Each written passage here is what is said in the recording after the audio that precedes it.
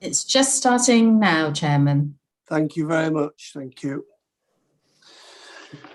Good morning, ladies and gentlemen, to the July meeting of the North Norfolk District Council Planning Policy and Built Heritage Working Party. Today on Monday, the 19th of July, a significant date nationally as we start our newfound freedoms. If I can just confirm to everyone that we have a number of officers joining us today. We also have Emma Denny and Linda Yaram from Democratic Services to make sure that I behave myself. And if I can just remind everyone to perhaps turn off or mute their mobiles. And as you have kindly, most of you done already, muted when not speaking in the proceedings. So thank you for that. So if I can turn to the agenda at this point. First item on the agenda, apologies for absence. I'm aware that Councillor Clive Stockton is unable to make the meeting, Linda, and I believe Councillor Virginia Gay may be unable. Is that the case? Yes, Chair, that's correct. And we've accepted their apologies. And do we have any substitutes? No, no substitutes. No substitutes. No, okay, thank you very much. Item 2, public questions. I don't believe there are any, but can I just confirm with you, Linda? We have no questions or comments this morning, thank you. Thank you. So item 3 is to move to the minutes to check them for any inaccuracies on pages 1 to 4 of your agenda. These are the minutes from the meeting of the 17th of May, there being no meeting last month. So if I can just go through the pages with you. Page 1, page 2, and page 3. I do have a comment to make myself on page 3 towards the end of that particular page. We did cover at that meeting a possible public announcement about illegal parking by motorhomes on private land. And I understand that we haven't yet put anything up on our website. I'm not sure if there's a problem with that, but it's a little bit disappointing as we get into the holiday season properly now with schools having broken up, etc., that we've not got anything on our website to cover that. So I hope that can be addressed before our next meeting. Has anyone else got any comments or no corrections to make? No, that's fine. Thank you for that. So next item on the agenda is items of urgent business. Beg your pardon. Any items of urgent business, Linda? I'm not aware of any. Not aware of any either. No. Okay, thank you. And next one is declarations of interest. Any declarations of interest to make, either pecuniary or non-pecuniary? That's fine. Thank you very much. Doesn't appear to be any.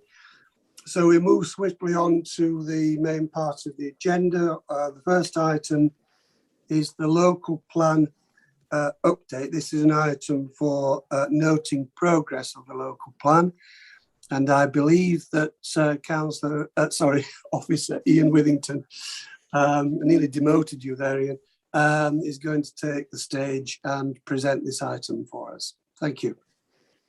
Thank you, Chair. Yes, I'll take you through this. This report starts on page 7 of your report pack.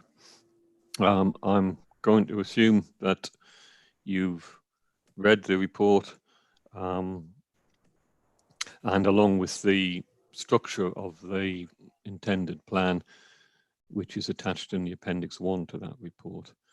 The structure document will just give you an idea of the chapter headings and the layout of the policies, and also lists the previous reference numbers from Regulation 18 and gives them their new reference numbers. So you can use that document to cross-reference between the emerging Reg 19 version and the old Reg 18 version. The report, as Councillor Brown said, was for information only at this stage. And I'll just take you through it. The policies in the main are now finalised. But as a result of the restructure, there's some residual work still being carried out, mainly to ensure that some areas of repetition and duplication in the supporting text are refined and removed, and the linkages between the policies flow. That's quite important, so to get that right, because we don't want to contradict ourselves, and also we don't want unnecessary information in there that repeats ourselves. Once that's been done and finalized, the document will be uploaded into our publishing software, which will give it a clean version created, and at a later stage the whole document will come back to Working Party for you to review. But essentially what I wanted to do was give you an update of where we are and what we've done to the plan. And I think it's fair to say we've restructured it, giving a much more greater emphasis on climate change. It's been restructured with a whole section now focusing on this right at the beginning. And including in that section are all the relevant land use policies associated with mitigation and adaptation for climate change. Most of those policies were already in the document, but as you're aware, a lot of the feedback from Regulation 18 wanted the Council to have a clearer approach to sustainable development and climate change in particular. And of course, the whole corporate agenda is moving in that area. So we've brought it together in that first section. We've updated the key challenges at the beginning to include greater emphasis on climate change. And in doing so, we've updated the spatial portrait, drawing out the fact that we now have an environmental charter. We now have district-wide information on our carbon emitting sectors. And that sort of led to the updation of the creation, if you like, of the first policy, which was at Reg 18 stage presumption in favour of sustainable development. We've now merged that with climate change, and it's called the Principles of Delivering Climate Resilient Sustainable Growth. So it's now an overarching policy that developers are meant to use to guide or make sure that the whole principle is considered. The detail, of course, is in the actual individual policies, but it's right there up front in the plan. And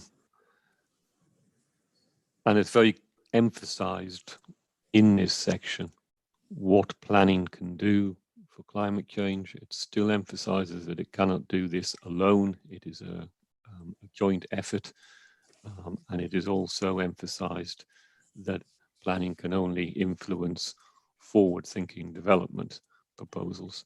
It can't retrofit old houses. That's a different strategy. It points out what our limitations are, what our roles are, and sets out this holistic strategy, if you like, ensuring the Council's ambitions on climate change are considered appropriately through the planning process. I think what I want to do is just, I'll share it on the screen with you, and I can just quickly give you a flavour of it, which is better than looking at Appendix 1. So if this works, I shall bring it up. when I can find it.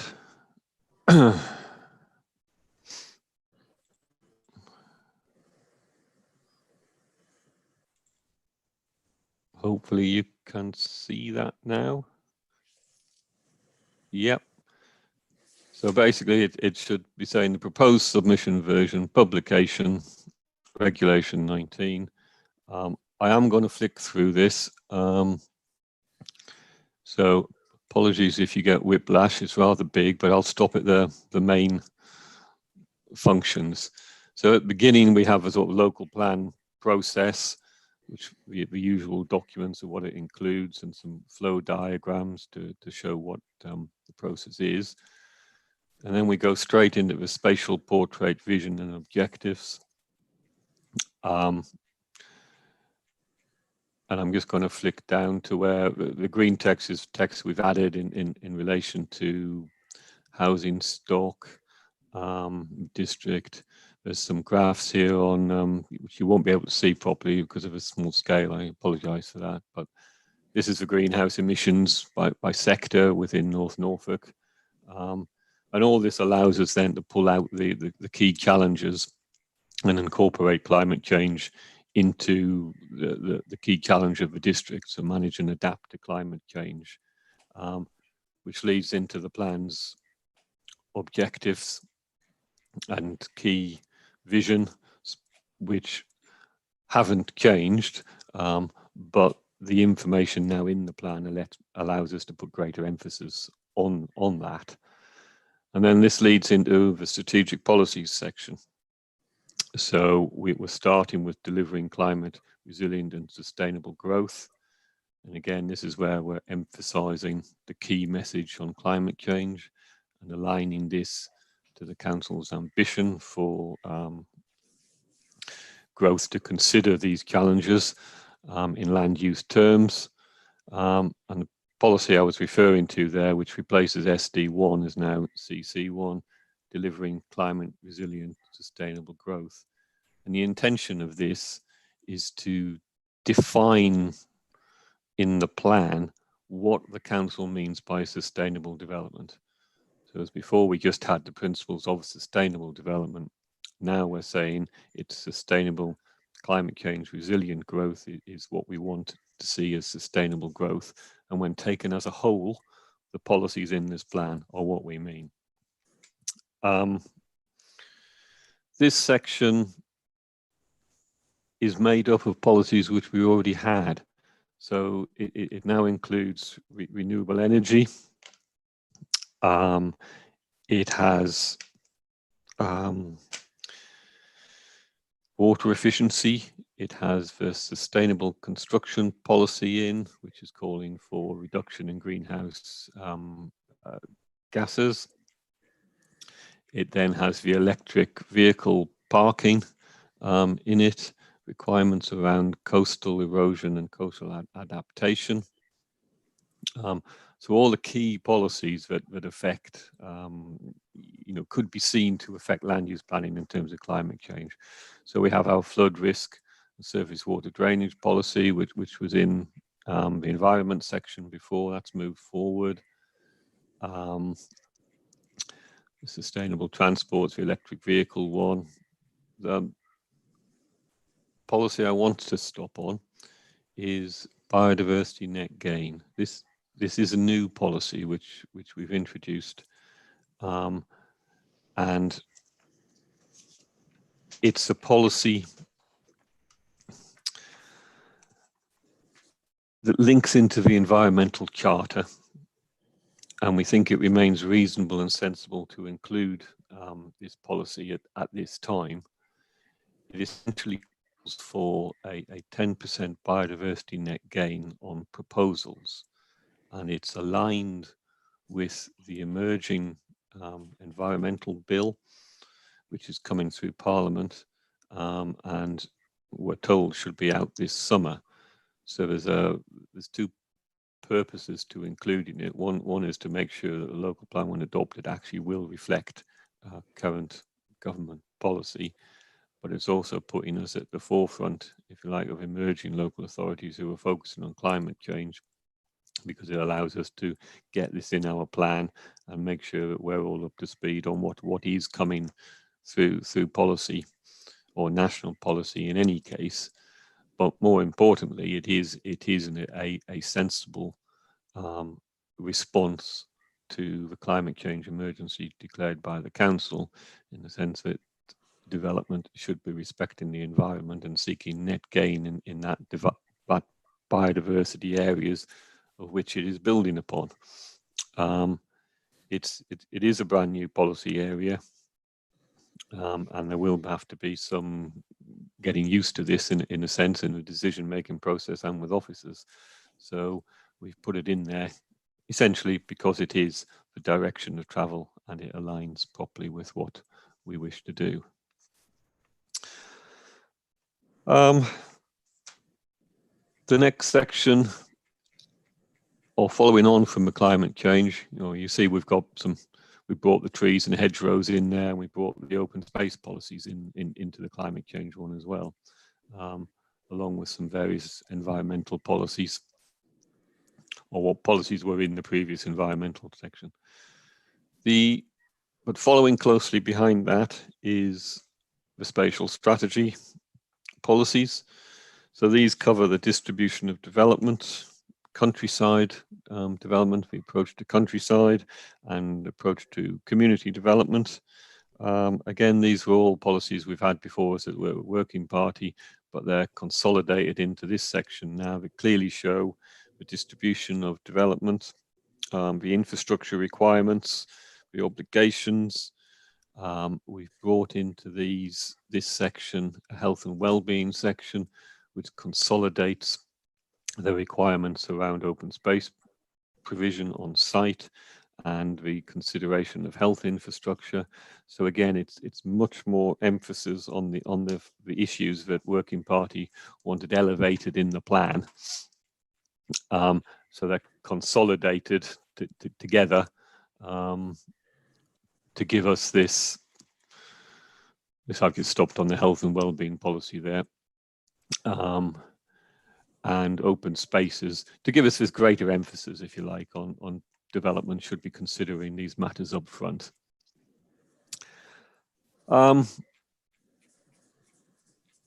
In here, we also have the obligation policy, we have broadband policies, so developer viability, so how to deliver your infrastructure and your parking provision. And then after that, the remainder of the plan, I'm going to say, probably benefits from a light touch change. So the residual policies which are left are the environment policies, the housing policies, and the employment policies.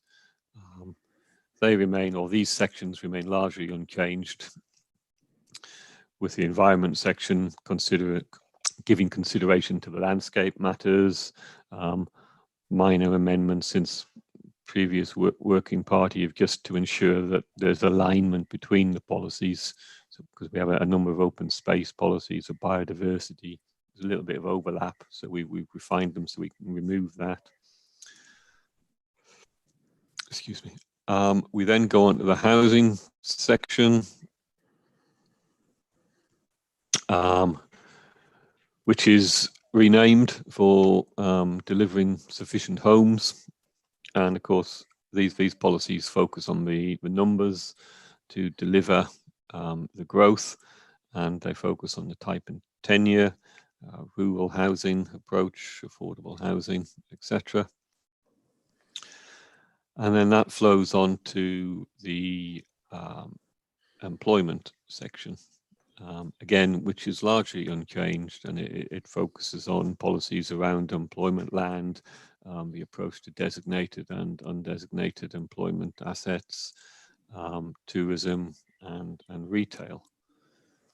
And then we have, towards the end of this, we have trajectory, which will go in there, and we've started to add some appendices which just flesh out further detail and information to support the policies. So this one's about the approach to flooding and the documents you need to be supplied to support a flood risk assessment and an application in flood areas. And there's other ones in there that just add the flesh to the bone. So we have the space standards in there, what the space standards are, the minimum space standards that the policy refers to. I'll stop sharing that now. As I say, the structure is in Appendix 1 to that report. And I think the next stages are moving on from here, apart from that final review, which we're going through collectively to make sure the linkages are there, and then we'll bring the whole thing back to working party for you to view.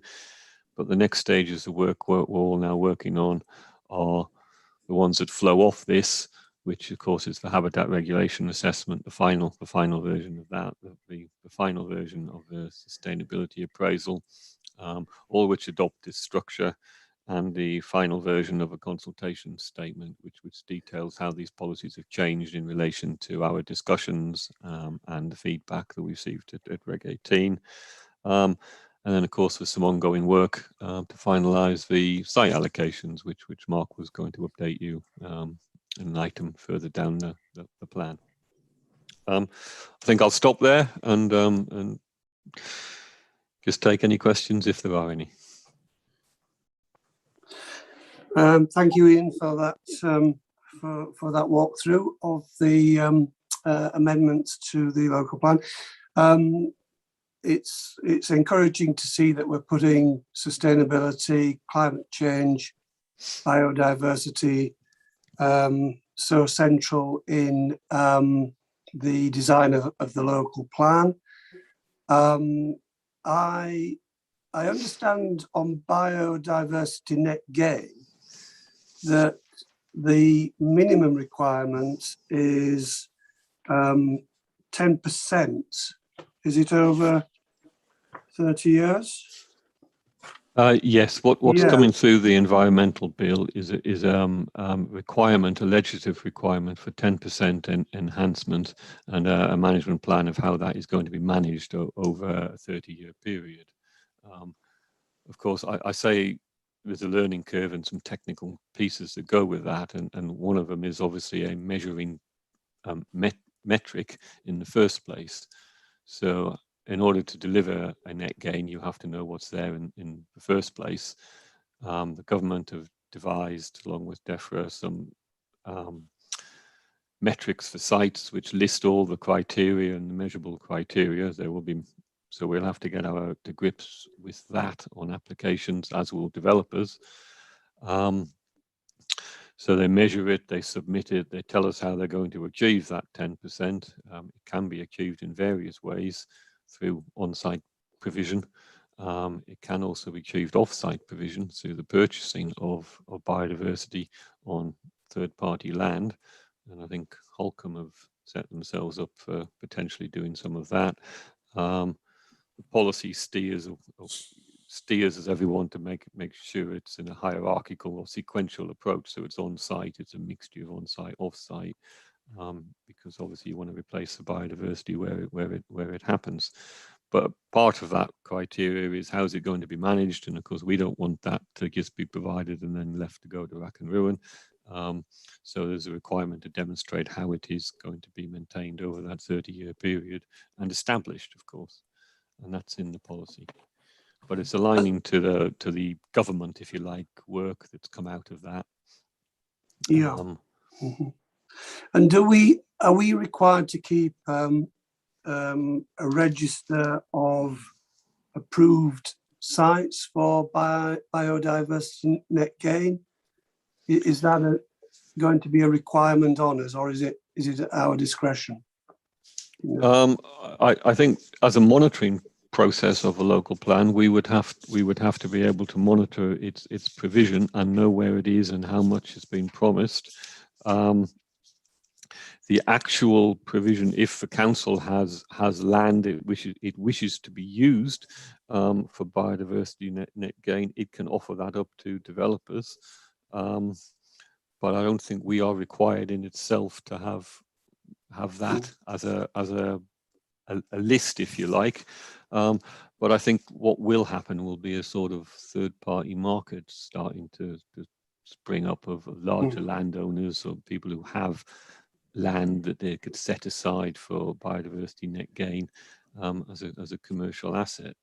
I think people will have their views on that, but the approach is that it's you know, you need to demonstrate there is net gain. That's the important bit, and hopefully that is delivered on site in the first place. It's going to be a new and exciting policy area, I think, to work in. And the bill, developers are going to be asked to enter into a sort of a conservation covenant, I understand, and there will be a prescribed form of wording in the Section 106 agreements to, as it were, impose this on developers. Is my understanding of that correct? I think you're getting ahead of what I know, I'm afraid, Andrew. No, right, sorry. I think yes, the way it works would have to be through the planning permission, through conditions or obligations. I think this is all relatively new, and I think what would happen is that as it develops, we would probably be looking at doing a supplementary planning document on how this works in a level of detail. But the point of putting it in at this stage is that it is coming anyway, but it really does align with the climate change emergency. And it's better to get it in now rather than leave it out and have a hole. And at least this way, we're giving heads up to developers that this is coming and we want it to be brought in for North Norfolk. And at least we're saying which metrics to use, because of course there's going to be various measuring tools that you can use. We want to use the most official one and the most up-to-date one, so the policy's asking for that. Yeah, that's fine. I was wondering how developers might sort of be assisted in getting to grips with, you know, something which is sort of entirely new to everybody. And I guess that a supplementary document is probably a useful tool in that respect. I can see us, yes. Mark.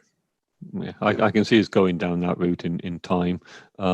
Certainly the planning advisory services are now running some information courses for not just for LPAs, but for all planners and developers, and they're raising awareness of this issue. Obviously, the environmental bill itself is causing a bit of a flutter throughout the industry. So, you know, everyone knows it's coming. We're just making sure it's in our plan and represents, you know, climate change, and it's a big part of it. Yeah, I think the environmental bill probably will perhaps take another 18 months to 2 years, perhaps, before it finds its way into the statute book. Right, I'm sorry, I've taken up quite a bit of everyone's time. I've got 2 people waiting to come in.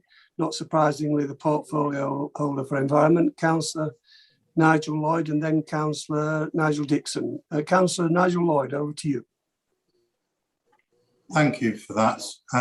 Really, I just wanted to thank Ian and the team there for the effort they put into the climate change process.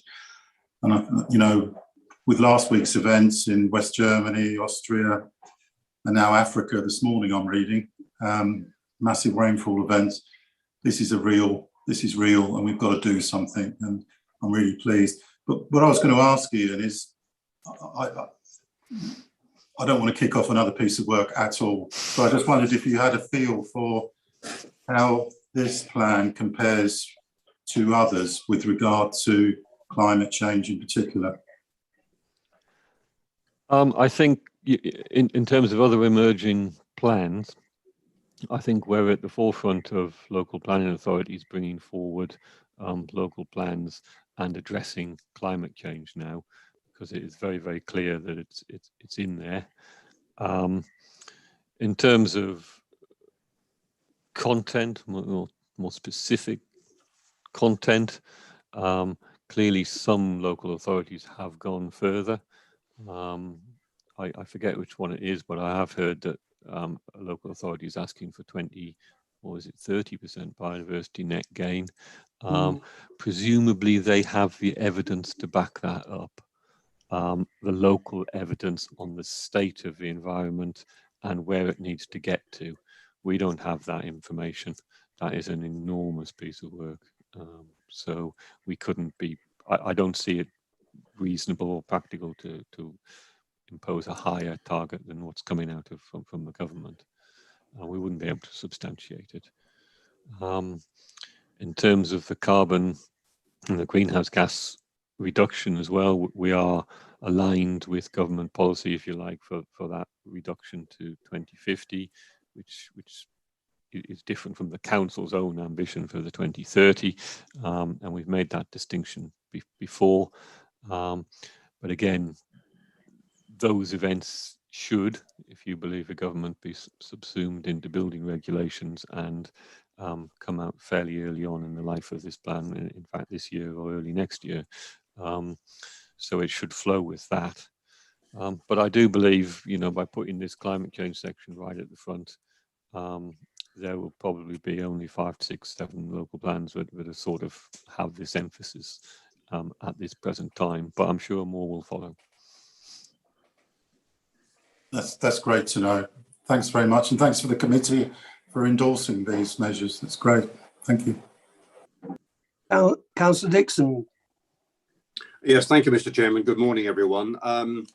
Let me just say at the outset, I welcome the emphasis and the thrust towards the environmental considerations and green credentials. I think that's absolutely spot on. I've got 3 questions really. One relates to making sure that we are cross-referencing and that we don't have duplication. And I'm particularly looking at pages 14 and 15. So that's the appendix where the different sections are listed. We've got CC10, which is the Biodiversity Net Gain. And we've also got over the page on 15, we've got under ENVA 4, biodiversity and geology. Now, obviously there's some sort of double mention there, and it's about how we coordinate and how we link those together in a logical way. So that's question 1. The second question relates to CC 11, 12, and I suppose 13 really, in terms of if you just look at hedgerows, trees and other elements, if you like, that make up various habitats and make up the biodiversity picture that we need to build and enhance. I'm just wondering whether they will include the essentials of making sure that whatever we do in the various locations, there are proper connections. So in other words, between sites. I'm even thinking now of the work that the County Council is doing in terms of establishing roadside conservation reservation areas. So each of the sites that come forward, I think will, in the usual sense, have to be considered on their own merits, but I take it the policy guidelines will take into account the needs to ensure there is balance in those elements and that there are appropriate connections, so that we're talking about wildlife transition or the technical side that I probably am not the best person to talk about them, but to make sure that we're not just creating islands that are not connected and that they actually are part of a wider network. So that's question 2. Question 3 is in relation to the housing and well-being, healthy communities, where we're stating open space and local green spaces. Somewhere in there, are we going to define what housing densities are acceptable in particular situations? I'm just very mindful that one of the lessons that's come out of COVID is that housing density is one of the pressures that has been difficult to manage in terms of communities getting on harmoniously together. And some of those density issues, I think, need to be reflected in there somewhere. So 3 questions, please. Okay, yep. We're very keen to make sure that the policies are cross-referenced throughout the document. You're right, there are a number of crossovers, and we're very keen to make sure that we don't repeat ourselves in the text. The original biodiversity and geology policy, which was approved by Working Party, had the requirement in for biodiversity gain, and that section then went on to spell out what was meant by that. So obviously with a new policy being brought in and moved into another section as well, we have just tweaked that policy to make sure it says the principle of the net gain is required, but the reason justification text then directs you to the actual policy on that to give you the detail. There's still some of the refinements which we're working on and making sure that we're not repeating ourselves unnecessarily, because every time you do that, you obviously run the risk of introducing a slightly different word and a different interpretation. We don't want that. But there's lots of crossovers. The principles of open space and green infrastructure and connectivity are set out in that climate change section. That is part of it, is sustainable transport, the improvement of footways and cycleways, and the principal focus of where development should be located to minimize car-dependent travel, obviously, is a fundamental part of a spatial strategy. And that's emphasized, that improved open space requirement for not just on-site, but off-site, and connectivities are in the plan, and we're trying to make sure that that is really emphasized, because they are the areas of public benefit that development should be bringing to North Norfolk, because we know they are the keen areas that members and the public feedback on. So we are trying to do that. But what I would say, obviously, is that when you get down to the individual applications, it's a decision and it's a balance still within the considerations of planning matters. It's important, and therefore viability still comes into it. So there will be pressures, I'm sure, and these will lead to officers having to make those decisions and various recommendations as we go forward. The well-being section is there's no specific policy on density, and perhaps Mark would like to say something on that, but it's the policy and the sections worded to ensure that these matters are considered. You know, we have an open space standard, a local standard, which is hopefully going to look at as part of that going forward. It sets a minimum provision. We also have the audit trail of the existing open space in each parish, so we know where there are surpluses and deficiencies, so applications can tailor their proposals to deliver the required amount of open space where there is a deficiency, say, or to help address a deficiency. We also have policies that's looking at the recreation avoidance mitigation strategy as part of the habitat regulations, which calls for an enhanced open space. So that's functional open space provision, which will allow open space to be of a meaningful size, so you can use it rather than going to the SPAs and the potential for recreation disturbance. All those will put pressure on densities and housing numbers, but it will always have to be a decision and a balanced decision. And as I said, I don't know if Mark, you want to come in on the densities. Not specific on the densities, I don't think that, but the general point that Nigel, was, and you said yourself, Ian, I think there's still further scope to consolidate and sort of rationalise some of the wording here. So we have got specific policies on hedges and trees and open space and all sorts of aspects of what I might call the green environment or green capital sort of crop up and appear in various policy strands at the moment. And I think when myself and Ian sit down and do what we're calling the sort of final edit, the sort of consolidation sort of exercise, some of those crossovers might well be resolved. We might be able to, compress two policies into one and say much the same thing.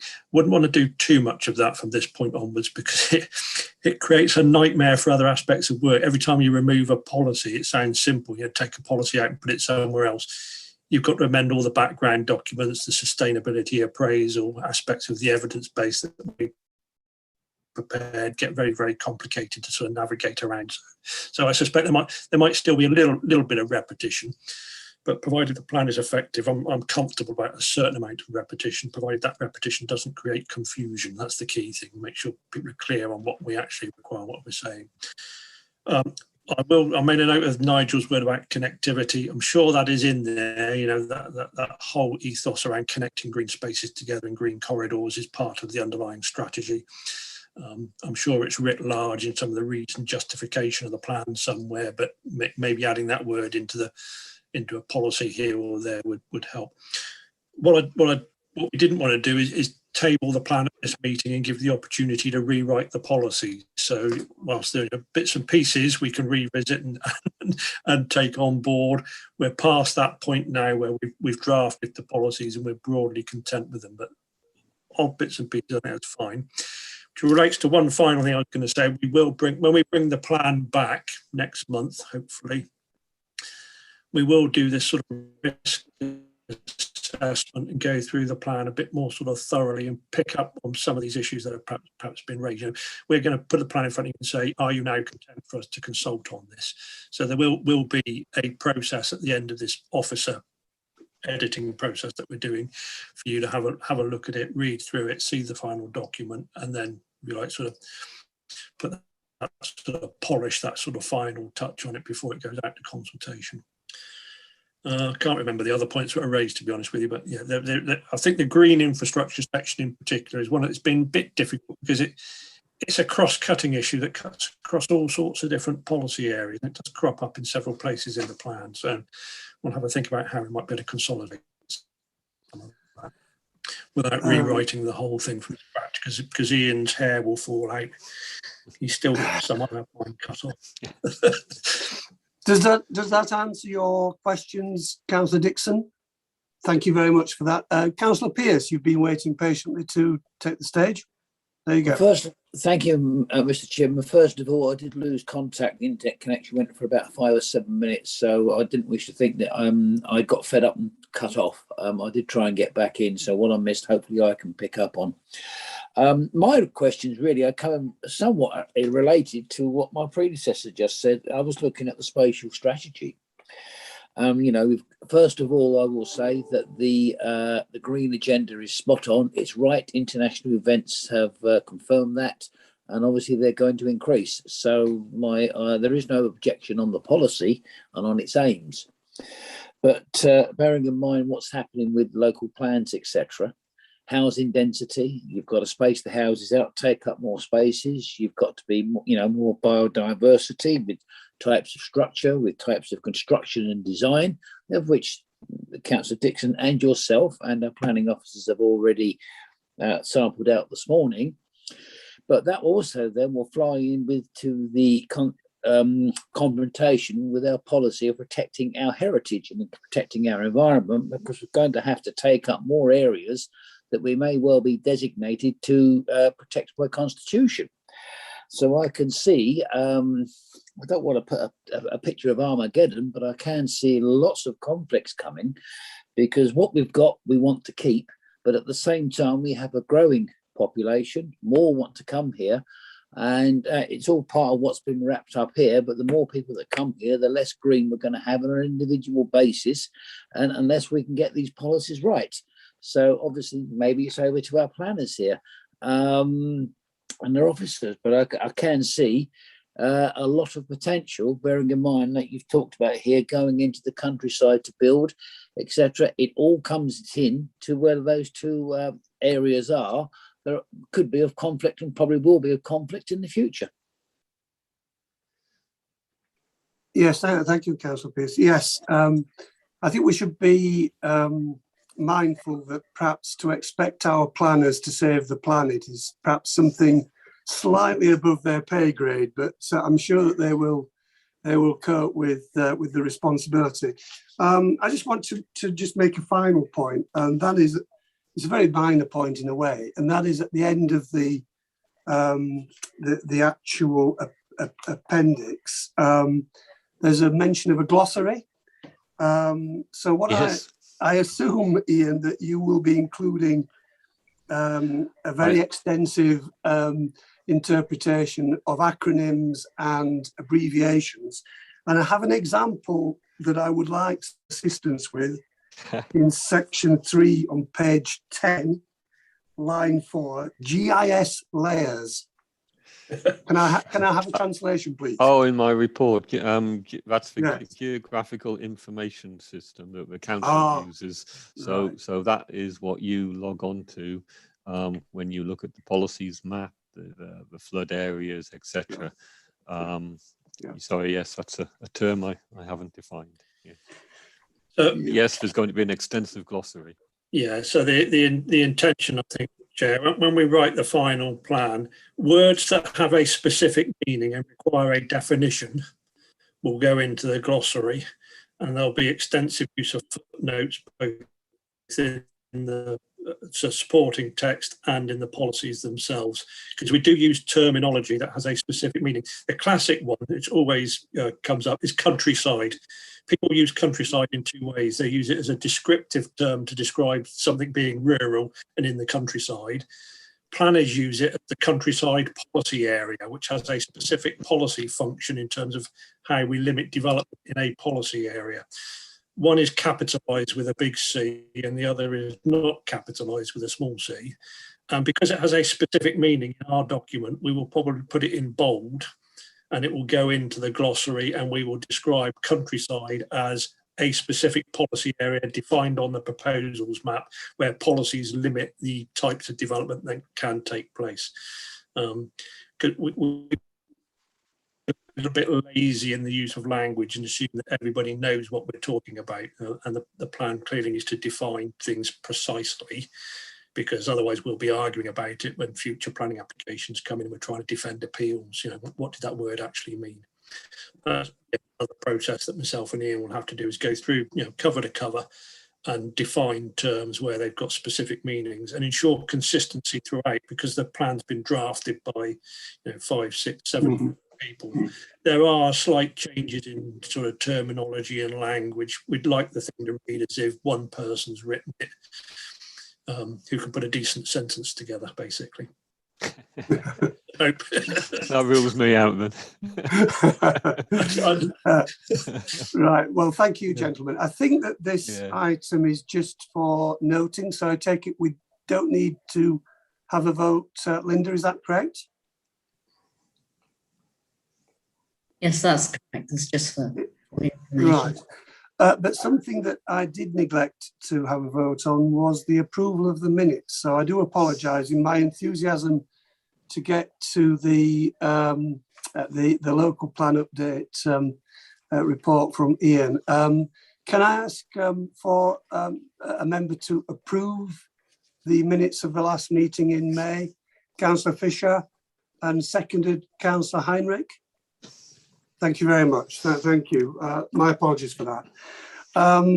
Right, so I think we can move on to agenda item 7, which is the How Hill Dark Sky Discovery Site, which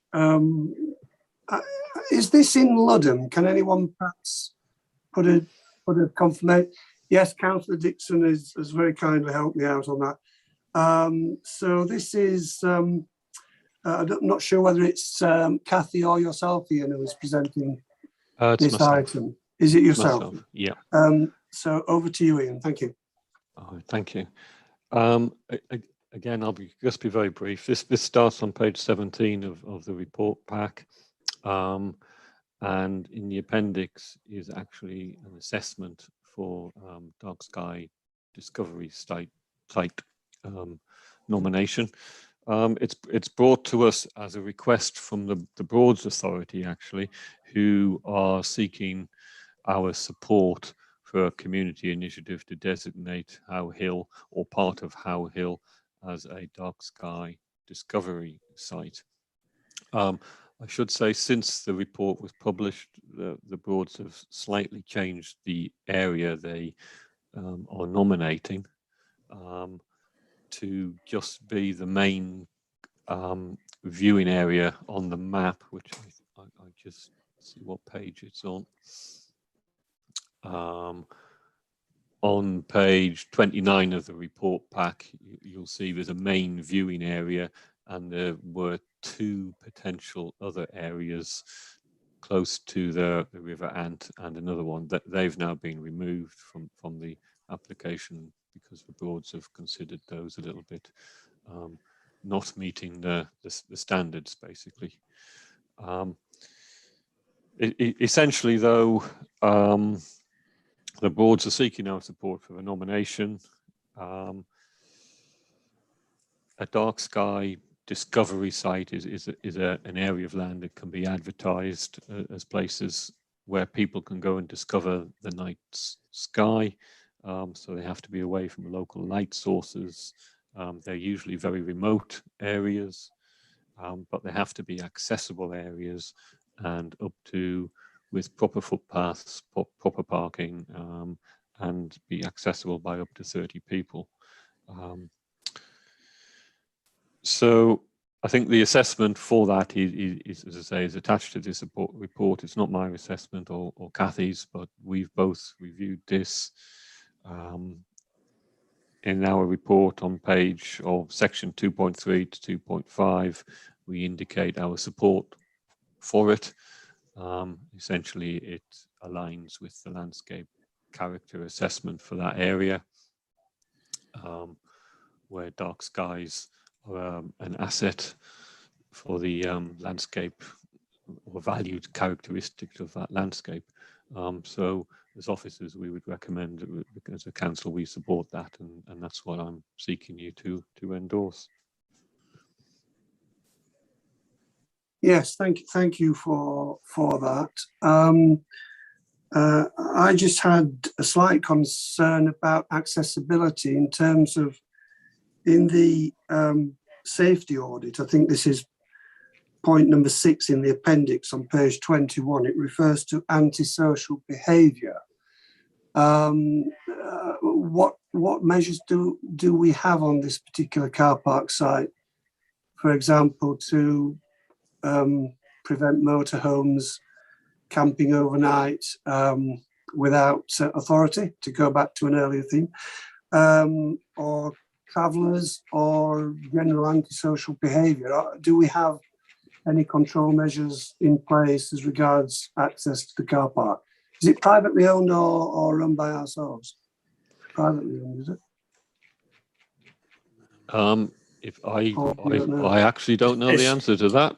I think it's managed by the Broads Authority, Chair. So it is a visitor sort of destination. You can go to it. You can go and look at the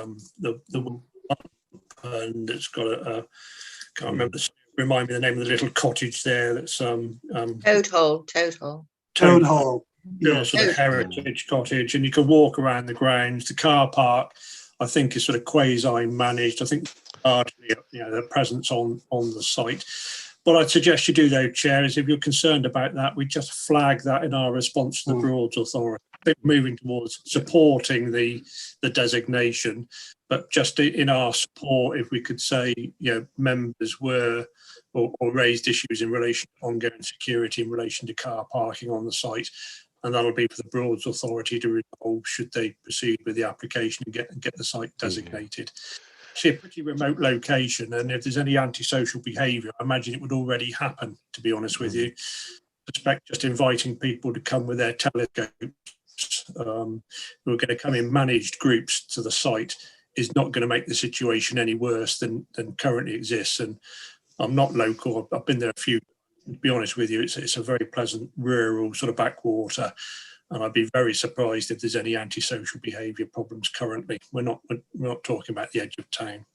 Yeah. Looks like looking at their place- looking at their assessment on page 19, they mentioned the access. It's open to the public at all times. Safety, nothing is deemed a major risk. But yes, as Mark says, then we can quantify that in our response and say appropriate measures on car parking. I'm very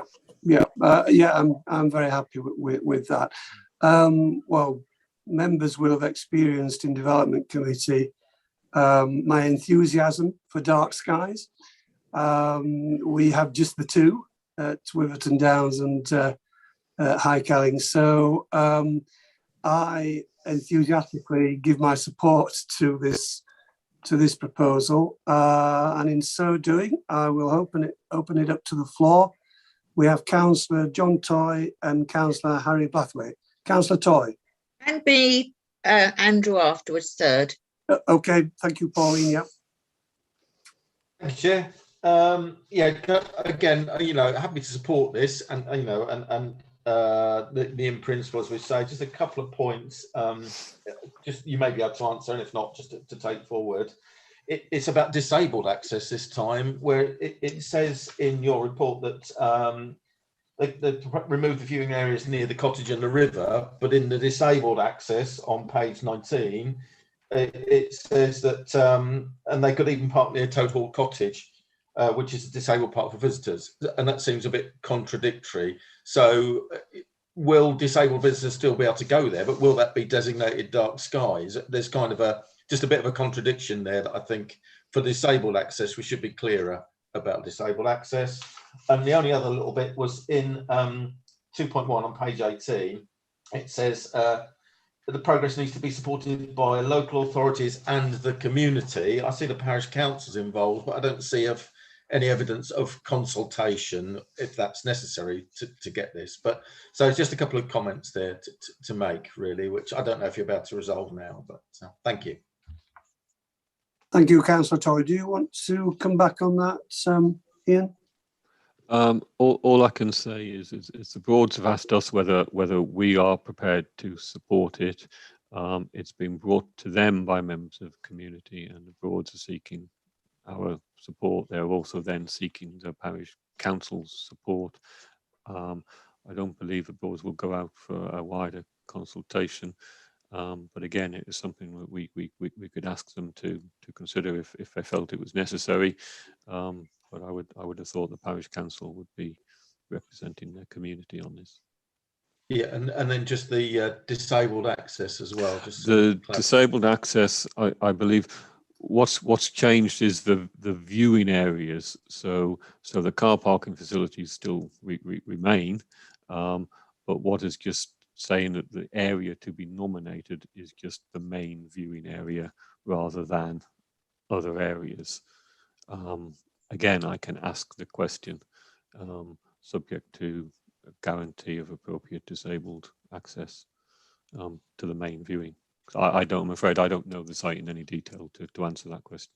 No, that'd be good, thank you, because otherwise it's only in dry weather, as they say, that they can, come from the north onto the dark skies area, and the other area is not going to be designated dark skies, so not necessarily protected by it. So yeah, it's just about disabled access, but just a comment, but still happy, with Councillor Brown to support it.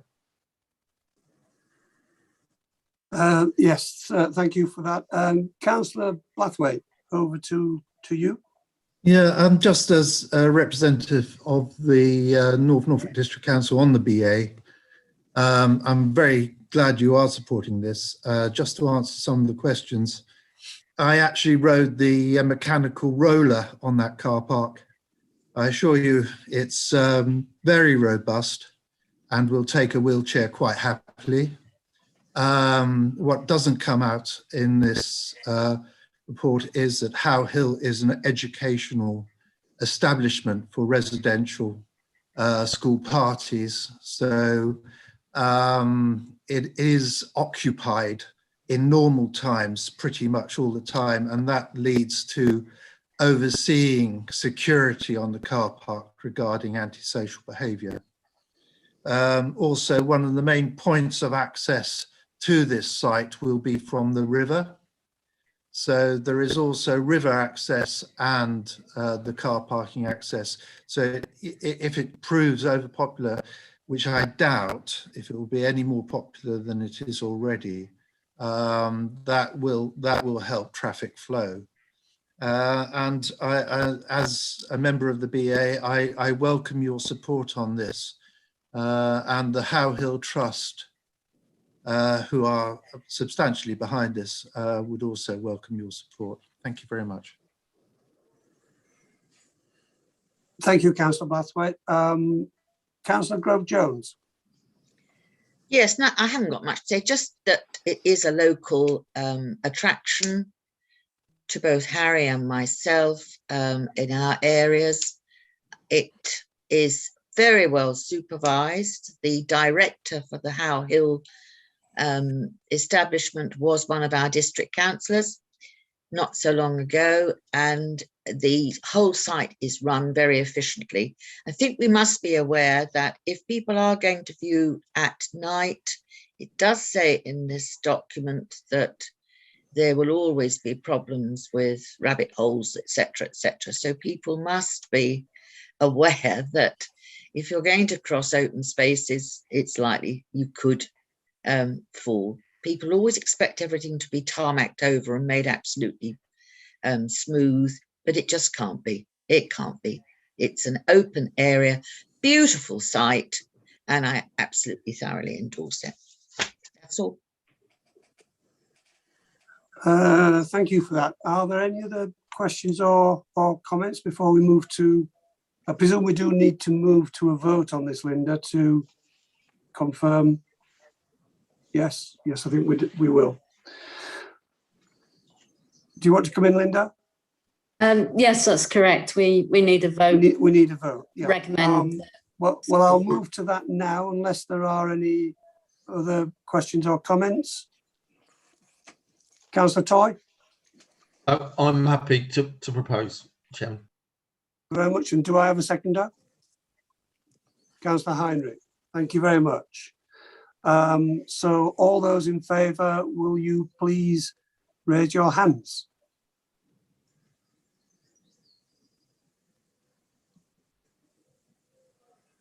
I think that is passed, Linda. Yes, that looks unanimous. Thank you very much. Thank you. Thank you for that, everyone. So we move on to agenda item 8, I think it is. Local plan site allocations, and we have 3 recommendations on page 33 of the agenda. And I believe that Officer Mark Ashwell will give the background to this particular item. Over to you. Thank you. So I might change those recommendations shortly, Chair. Apologies for that. And I'm going to start with a second apology, which is the report says resolving site allocations, particularly in Cromer.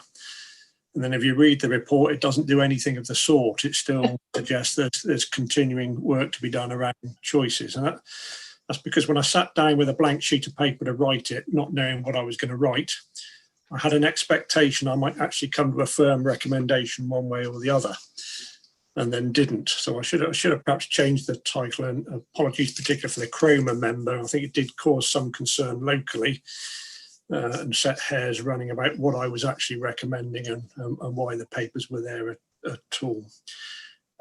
I do think it's worth us discussing this though, and just seeing if we can move the discussion a little bit forward. So over about the last 18 months or so, feels like a long time, we've been considering site allocations. You'll know over that period the housing number's been subject to considerable, should we say, flux, uncertainty. You know, at one end of the range, it's been down to 420 odd houses a year. At the other end of the range, it's been 720 odd houses a year.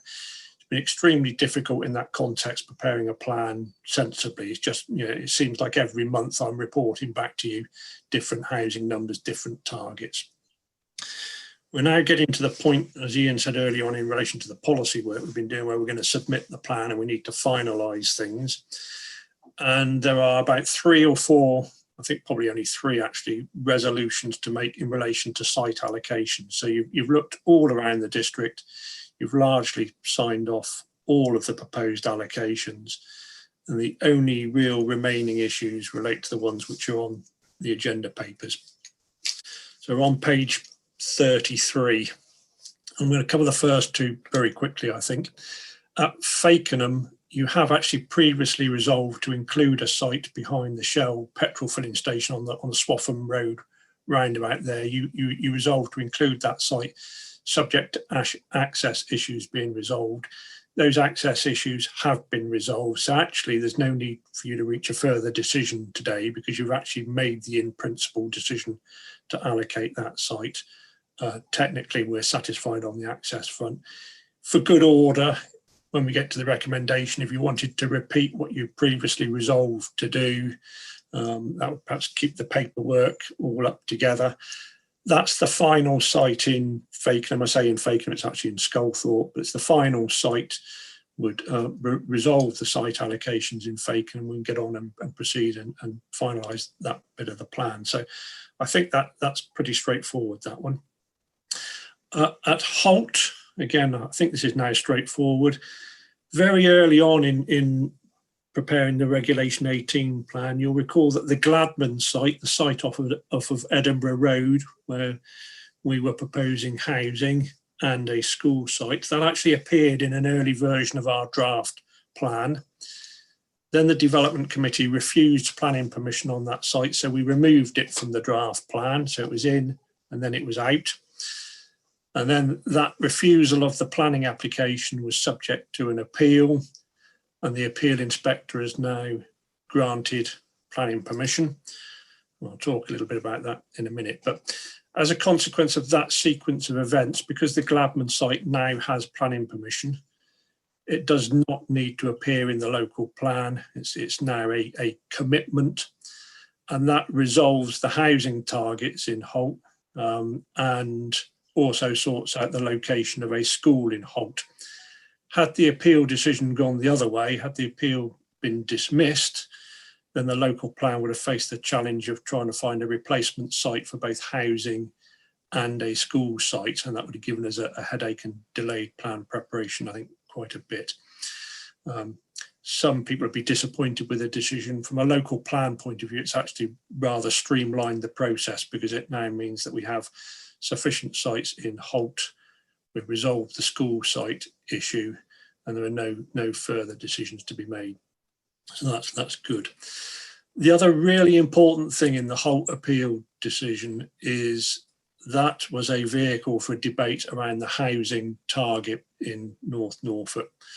And for those of you who follow these things closely, you need to get a life for one, but if you follow these things closely, we are proceeding with a local plan which has a housing target in it derived from an approach which doesn't follow the national standard approach. So you might remember the national standard approach starts with the 24 household forecasts and then applies an affordability uplift and produces a number.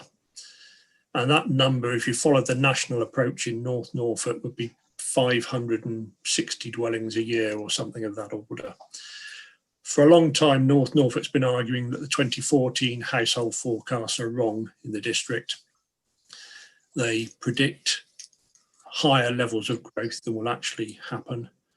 The error in the 2014 household forecast is acknowledged by everybody, including the developers. The developers accept that the 2014 figures are wrong in North Norfolk.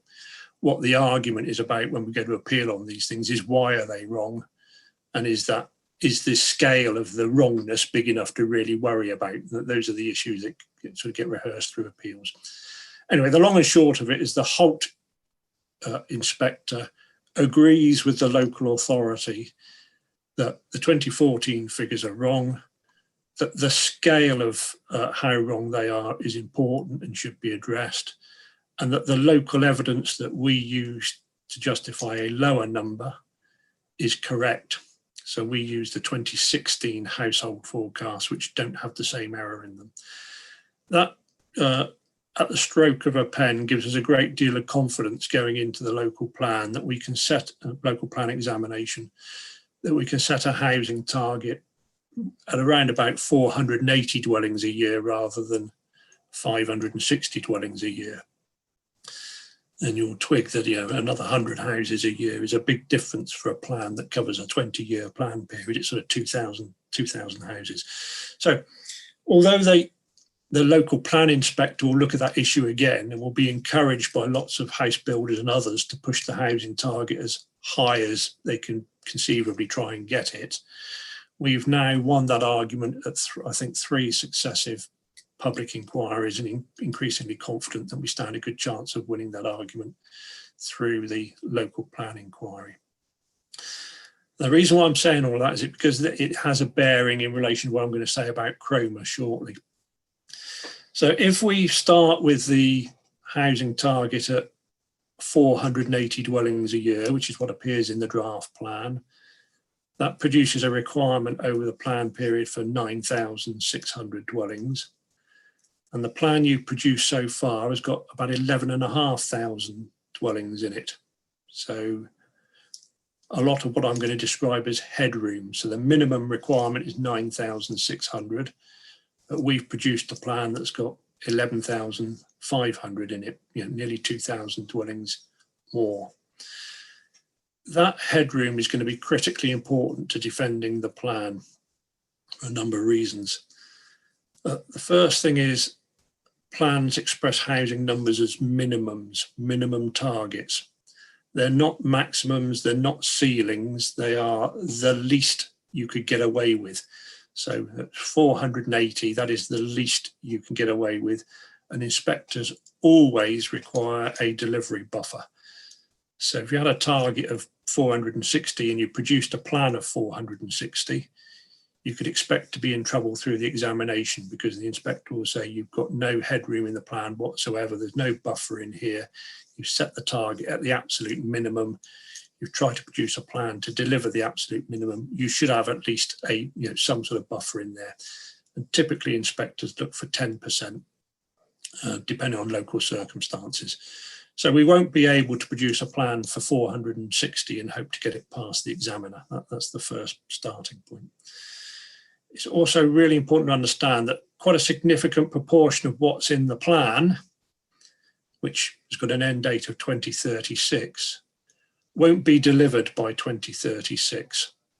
So if you think about large-scale growth at North Walsham and at Fakenham, those 2 big strategic allocations in particular will be being built in 2040 and beyond, I suspect, some of them. You think that the Trinity College site at Fakenham, you know, has been in the planning system for a decade, and as of today has not delivered a great deal of development. You can see how those big strategic sort of scale allocations take a long time to deliver. Right things to do, but slow to deliver. So a significant part of that headroom in the plan is actually beyond 2036. And you can't count it. If you count it against your target, you're cheating. You're basically extending the life of your plan to the years beyond the plan period. And any inspector would spot that and say that, I'm sorry, chaps, that's cheating. So there's probably across those 2 sites, North Walsham and Fakenham, perhaps as many as 800 to 1,000 houses, which will not be built during the current plan period. They'll be much later. And the third area of risk, and we should be mindful of this, is our plan has a fairly significant windfall allowance in it. So these are the small sites that we don't allocate. We don't know where they are. You know, they're garden plots and building conversions and rare exception sites and all those sort of smaller scale developments. We don't know where they are, but we can put a quantity against that source of supply. And that quantity in the plan is about half of the historical rate. So we've looked back at what we've been delivering on small sites, And we've looked forward to the available sources. You know, where are we going to get these small scale windfall sites from in the future? Done some number crunching, and we put a number in the plan, as I say, which is about half of the previous rate. And developers will argue we're being too generous. The windfall allowance is uncertain. You shouldn't have so many in the windfall category, and you should convert those windfalls into allocations and allocate more land. So those factors mean it's really important that we plan to deliver more than the 9,600, that we have lots of headroom in the plan to address those concerns that will be raised around, will the plan actually deliver enough? And to deliver the 460 a year, you should plan for more than 460 a year, because not everything you plan will actually happen. You need to factor those things in.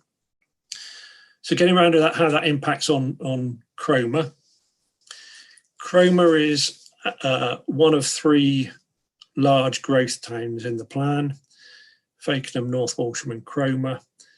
The label large growth town is descriptive of what you expect that tier in the settlement hierarchy to do, to accommodate large scale growth. That's why they're being called large growth towns. And the actual scale of growth in each of those places is determined by 3 considerations, really. Functional sustainability, I'm going to call it, for want of a better word. That's, you know, access to all the core services, hospitals, centre of public administration as far as Cromer is concerned, decent shops, public transport, those sort of things. Places which are functionally sustainable should be locations where you put lots of growth. Cromer is one of those. Environmental constraint. In Cromer's case, Cromer is very constrained. It's surrounded by the AOMB in the North Sea. It's not the same when you look at North Walsham and Fakenham, where you don't have the sea and you don't have the AOMB designation. So in Cromer's case, the environmental constraint mitigates the number, keeps the number lower. And then the third thing we factored into that thinking about the housing targets was the need and the demand for homes, particularly the need stuff. Housing waiting lists are full of people waiting for houses in Cromer. It's a very popular place to live. So it has a high level of housing need, unsurprisingly. So when you take those sort of 3 things into account, you end up with North Walsham getting lots of growth, like 2,200 houses on allocated sites. Fakenham a bit less than that, it's about 1,500 houses on allocated sites. And Cromer, despite being called a large growth town, substantially less. We're aiming to deliver maybe 600 houses on allocated sites. So about half of what's going in Fakenham and about 1/3 of what's going to North Walsham. So we've set out a strategy to deliver 600 homes on allocated sites in Cromer, and so far we've only identified the Overstrand Road site, what I call the Harbord Hammond site, 180 dwellings, and 20 dwellings on the High Station site, the top of the Norwich Road. That's currently in our current plan, that's a roll forward site. So we've currently, as a working party, only identified opportunities for about 200 houses in Cromer against a notional target to try and deliver 600. So we're about 400 short. The Gurney proposals on the Norwich Road, and I'm assuming you're familiar with all of these sites, but I'll put a plan up in a minute. But the Gurney proposal at the top end of the Norwich Road was originally likely to deliver, or could potentially deliver, around 300 dwellings. So that was the larger allocation. That decision, when it went to the working party, again, was subject to access issues being resolved. So you've not yet made a formal decision on the Gurney proposal. That's still to be ratified one way or another. And then at Clifton Park, there was a proposal at Clifton Park, which was for 90 dwellings originally. That was reduced down to about 55. The last time the working party looked at that, you deferred a decision. You didn't reach a formal decision at all and asked us to go away and look at other alternatives. So that long rambling introduction basically leads me to this sort of final point, really. We have not got enough sites in Cromer to match its position in the settlement hierarchy. We're going to need sites for around about another 400 dwellings or so. And I'll just make a related point. I think, and this is, again, it'll be a decision for the Working Party, a strategy that looks to deliver substantially less than 600 houses in Cromer will be extremely difficult to defend. So I can see, some members will perhaps say, well, I don't like any of these sites. I don't like any of the options. The alternative is to reduce the amount of growth in Cromer. I think that would be wrong to do on a number of counts, not least because of the need for housing and that point about the functional sustainability of the place.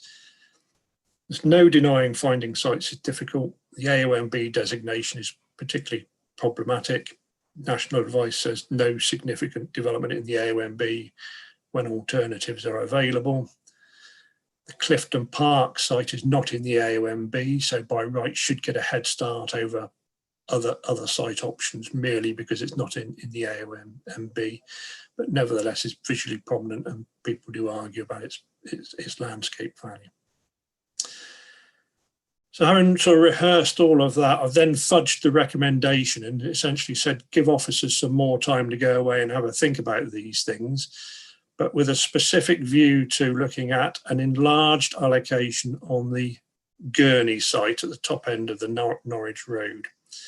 It does seem to us that if in principle the Gurney allocation proves to be acceptable, then enlarging that site, including some of the land to the rear of it, presents a reasonable option. Now, I say a reasonable option, the recommendation is a without prejudice recommendation. I'm not asking you to make a decision. I'm not putting any details of that proposal in front of you. I'm just asking you to say, of the various options that are available, can you give me a clear steer to go away and try and negotiate a combined scheme involving the Gurney allocation, subject to the access issues still being resolved, some additional land being added to the Gurney proposal to make it larger. To be absolutely clear, I do not believe such a proposition would remove the Clifton Park proposal as an allocation. So I don't think it's a choice here. I think if you look at the numbers that we're facing, we will be looking at an enlarged Gurney proposal and probably the Clifton Park proposal coming back and being retabled.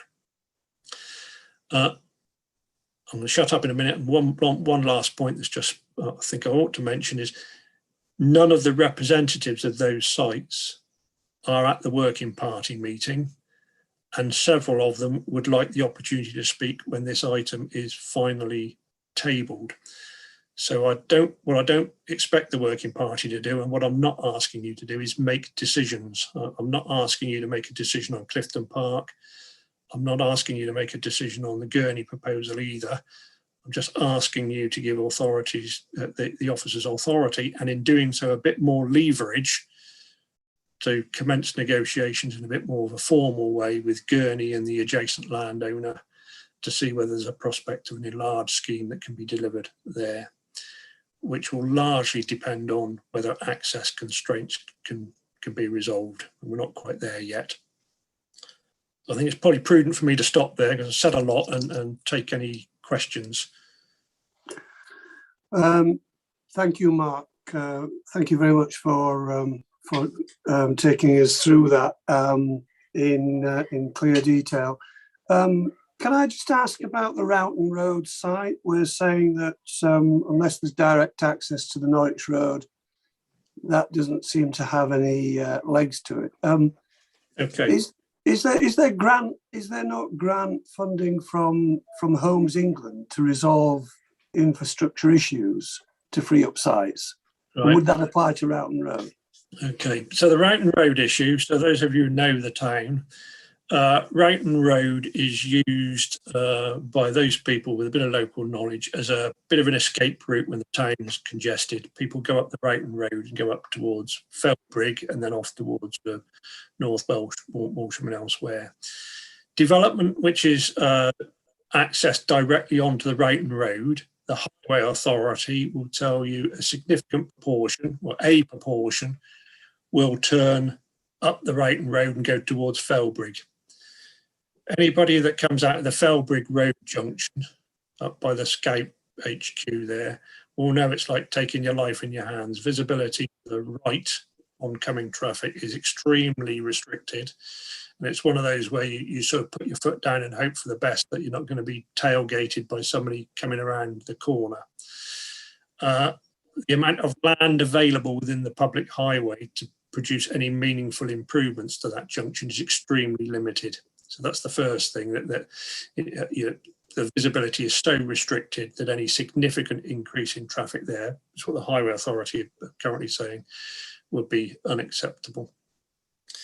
If you form a link road between the Reighton Road and the Norwich Road, giving people that option to go back to the Norwich Road, you also create the reverse opportunity for people to use that link to go the other way and potentially exacerbate the problem you're trying to solve. So the Highway Authority's position to date, and there's a little bit of movement possibly in the offing, is that the Reighton Road is largely at its capacity in terms of traffic generation up and down it. And it's not currently been shown to be capable of being improved to the required standard. And the Gurney application and the Cabell Manors application looked at road improvements in the Reighton Road area. Nothing that was offered satisfied the Highway Authority that it could be brought up to an acceptable standard. Now, I said there might be a little bit of wriggle room. There's another site, which I know is the Dewberry site, hence I might change the recommendation in a minute, which is land to the right-hand side of Reighton Road as you go up it. So if you go up Reighton Road, parcel land on the right-hand side, which could be accessed via the Burnt Hills housing estate, where the Highway Authority have started to indicate that a modest amount of development, I don't know how we'll define modest, might be acceptable in highway terms. Possibly if that was coupled with it being an elderly person's type scheme, which tend to generate significantly less traffic. So there's still a couple of options available. I'm sort of embarrassed we haven't bottomed them out. You know, it's been going on for some time now, but we've had our eye on sort of North Bolsham and other things. So I'd hoped to have been in a better position than we are today. That really leaves us with, you know, Clifton Park, an enlarged Gurney proposal, and potentially this additional site which I added on the Dewberry site on the right-hand side of the Reighton Road as still being potential options. And I essentially need to go away and do some more work on those, get the Highway Authority on board with which ones might be deliverable. If you just want me to do all of that on a without prejudice basis and keep your powder dry and not offer any opinions, that's fine. There's an opportunity, if there are any concerns locally, to express those concerns now, because that can then inform the discussions and I can take those concerns away and think about them. And that's really why I put it on the agenda, is to, you know, give you a chance to say, don't really like that, Mark, that's not an option we should be pursuing. And if need be, you can direct me to do something else. Okay, yep, thank you very much. I've got two raised hands, Councillor Fitch-Tillett and then Councillor Pearce. Councillor Fitch-Tillett. Thank you, Mr. Chairman. Good morning, everybody. Mark, just a couple of things in respect of the Gurney proposal. It's my understanding that they are in the belief that they have virtually resolved the highway issues. And also, can I just point out that Tom Gurney is now taken charge of this application on behalf of the family. Okay, so what we need to be slightly careful of is the difference between the planning application, which is pending, and the details which are shown on the planning application, and what might appear in the local plan in terms of an allocation. An allocated site needs to show that it is developable, that you can actually develop the site that you're putting in your local plan. And I use the word developable there, I intend to use that word. A planning application is subject to a slightly different test. It needs to be deliverable. In other words, you've got to have everything lined up, land ownership, viability testing. You've got to have a great deal more confidence when you're granting a planning permission, that you're content that you're granting permission for a specific form of development and all of the issues have been addressed. Whereas a local plan allocation is a slightly lower test in terms of the evidence required, a reasonable prospect test that it could happen. Now, the planning application, you're right, Angie, shows a form of vehicular access, a roundabout, and a pedestrian bridge over the railway line to provide safe route to school for children walking down the Norwich Road to school. Those details are shown on the planning application, and largely speaking, the Highway Authority have indicated that they don't object to those things. What remains uncertain is whether the applicant is actually in the position to deliver specifically the railway bridge over the railway line because of ongoing discussions with Network Rail. And that will determine whether that bridge can actually be provided. A related issue, and I think it is important, that rail bridge, not only will it cost money, it's likely that Network Rail would require some, shall we say, some consideration for enabling that bridge to be provided, which will impact on scheme viability, which will impact on things like affordable housing delivery and so on. So as of today, the planning application's not gone, or it's not likely to come back to committee soon, because those issues are still being explored. The other thing about the Gurney proposal, you'll have noticed it, Angie, yourself, I think that the sports pitch provision on that scheme, we think has got rather squeezed as a result of the need to accommodate elderly persons accommodation and so on. And hence having the possibility of some additional land might allow us to improve the sports pitch provision and enhance the viability of the proposal overall and actually get a better scheme. And in the back of my mind, it's, what does Cromer want to deliver? It's not what the applicant wants. What is it that Cromer to deliver on that site? And having a bit more land will just create that additional flexibility, I think. May I just come back on that, Mr. Chairman?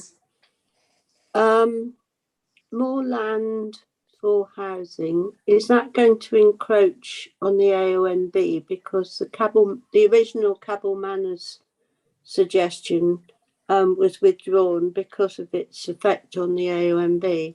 Yeah, it all will. They all do, Angie. The only potential location for housing in Cromer, which is not in the area, is the Clifton Park site. Locally very controversial. The Gurney site and the Cabell Manors site and the Dewberry site that I referred to all in the AONB, and that might well cause concerns for the AONB partnership. I would be very surprised if it's not an issue that the planning inspector won't be at least curious about. Why are you allocating so much land in Cromer, which is in the AONB, is likely to be the subject of examination and will be a concern. And it's that tension between addressing needs and protecting the environment. And I think it is a judgment, it's a balanced judgment that we've got to reach. I don't think it's a sustainable option to say that Cromer should not grow. The other complication is all these sites are not in Cromer, they're in the adjacent parishes. Mine. which gives another sort of political dimension to it. Yes. Okay. Well, thanks for your help with that, Mark. It's something as a local member I have learnt to live with, but there's all sorts of additional difficulties. I mean, the original Gurney proposal with most of the housing tucked in sort of between the railway line and the wood was pretty good because it didn't have any visual impact. Yeah. And I'm sure the Norfolk Coast Partnership, Gemma Clark, will be complaining like crazy if we're going to encroach on the AONB. I'm sure that is the case, yeah. Anyway, I'll leave it with you. Thank you for letting me speak.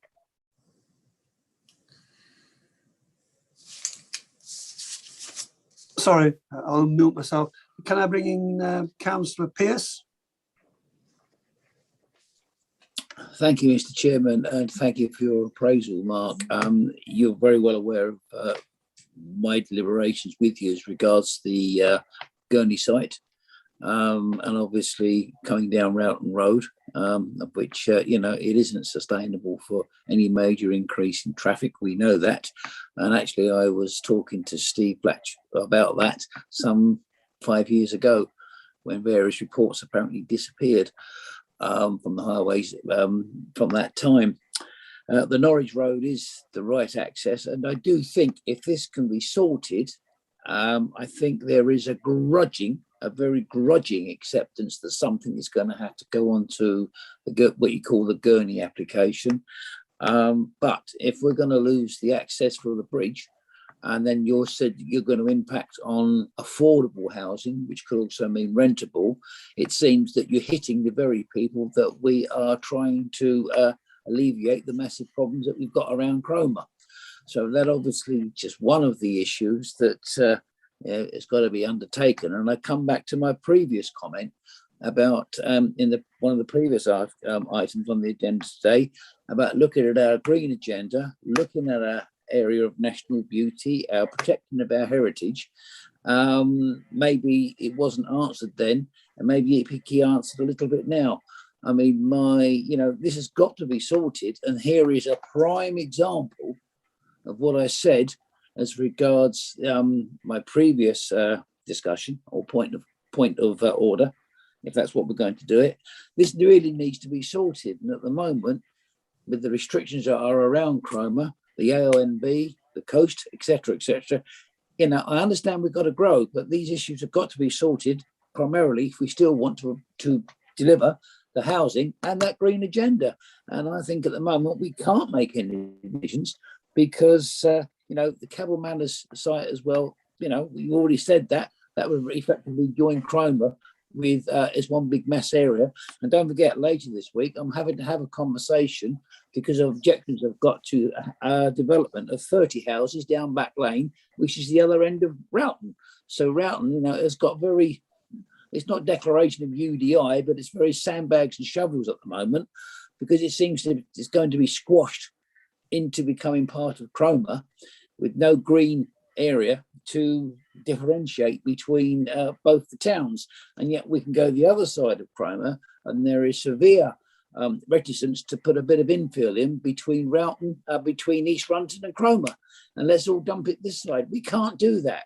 So obviously at the moment, I'm not going to make any suggestion for a recommendation. I don't think we've covered it enough. Sorry to be pessimistic, but thank you. Yeah. I think, Councillor Pearce, what we're trying to achieve here is to give authority to our planning policy team to do a scoping exercise to take all these considerations further. We're not, I think, here this morning going to be debating, you know, the disadvantages and advantages in comparison to the different sites with one another. You know, I do share some concern about people in East Runton not wanting a ribbon development that links them into Cromer, but what you say is a valid point, that there should be some kind of infill, I take it, on the west side of Cromer, as well as the south or the southeast. I have Councillor Heinrich wanting to come in. So over to you, Councillor Heinrich. Thank you, Chairman. Just a comment really on the issues of getting a railway bridge, footbridge over the railway. I know from discussions I've had with former rail engineers that the real issue there is actually putting any structures into some rather weak cutting sides and embankments. It's the case in North Horsham for a ramp and a car park as well. But there are now, according to the Trade Journal Rail, some new lightweight bridge designs that would mitigate any issues there. And perhaps we should be encouraging Network Rail to look at those. So there's currently the only version is stepped, but it's a company who's designs. I mean, it's also coming up with a ramped version, which would be far more appropriate, obviously, to enable wheelchair and similar access. So I think there's still plenty of scope to explore that further if Network Rail can be persuaded from their usual attempts to over-engineer everything and to use what would be the most appropriate technologies. Thank you. Yes, yes, thank you. Yes, interesting point. Thank you very much for that. I think we're probably at the point now, Mark, where we need to discuss the precise wording. Well, yeah, I think I can simplify matters somewhat, having listened to that, and just say that says continue their negotiations on a without prejudice basis in relation to options at Cromer. That's not now. I think probably not narrow it down too much. Keep all options available. I hear the concerns expressed by lots of different people in lots of different directions. I think I understand those concerns sufficient to be cautious in my discussions with people, and it'll be around. We're not giving people the green light. We're not encouraging these things. We're exploring alternative options on a without prejudice basis to inform the decision-making process. That's really where we are. You're going to need some more assurances around Network Rail position and road bridges and the highway authority's position before you come to a determination. We are reaching crunch point. We will need to make a decision in the next working party or so to get this resolved, because this is the last bit of the plan. It's holding up now submission. Point there, all the points that Nigel Pearce made, I listened to that very carefully. I think that's why I sat down with a blank sheet of paper and didn't know what to write. There are no easy options here. There are no decisions that are comfortable for everybody. There's a difficult choice to be made, and in making that choice, I'm sure there will be some aggrieved individuals who will not be best pleased. That's the nature of plan making. That's why it's difficult to do. I think we've got to take a bigger, broader, strategic picture here, well, as I say, it's going to be difficult. So the recommendation is we just continue to consider options in Cromer on a without prejudice basis, and I'll bring a report back. Yeah, okay. Thank you, Mark. Councillor Pearce, you very briefly. Yeah, may I quickly come back? I just explained to Mark and to everybody here, it's not going to be built here NIMBYism. I wish that to be stressed straight away. I understand the complex, highly complex issues that are surrounding growth in Cromer. And I don't want anybody to think that I am totally against. We've got to look at all situations. But as I said right from the very start, I think there is a very grudging acceptance that something's got to be built locally on the Gurney site. Now, if that gives us 300 homes, 300 houses, great. But coming back to what Councillor Heinrich said, we may still have lightweight engineering bridges. But if we come back to what you said, that if we build that, we're going to lose the market affordable, low cost and possibly rented homes, then what's the point in building the bridge in the first place? There's got to be a crux matter. If we're going to deliver 300 quality homes, maybe a little more, let's not sacrifice the need of the people that are most needy. That's all. Okay, thank you for that.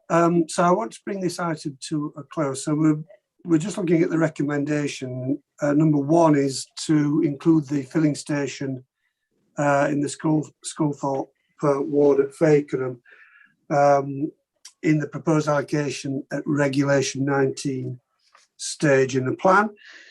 Number two is, in light of the Glamorgan decision, no further allocations are made in Holt. I'm sure that members in Holt will be quite pleased to see that. And finally, the officers investigate on a without prejudice basis an enlarged allocation at Norwich Road, Cromer. Do you want to specify Norwich Road, Mark, or do you just simply want to include all the sites in Cromer? I'd like to retain the flexibility of also looking at other sites in Cromer at this stage, because should discussions a Gurney enlarged Gurney proposal break down for whatever reason, we're going to have to look elsewhere. You know, I don't think it's a case of coming back and saying, well, that's it, job done. So it would be prudent to leave other options on the table at the moment. Yep. Thank you for that. Linda, can I just check with you? Do we need a two-stage vote at this point? Do we need to take an amendment to recommendation 3 and then a second vote to on all 3 recommendations?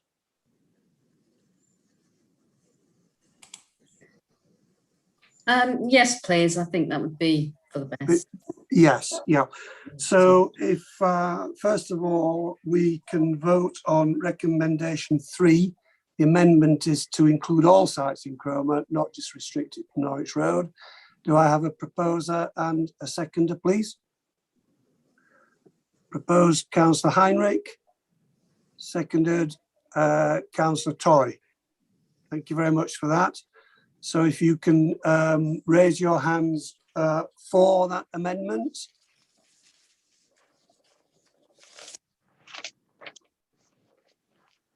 Any against? I don't see any on my screens. And any abstentions?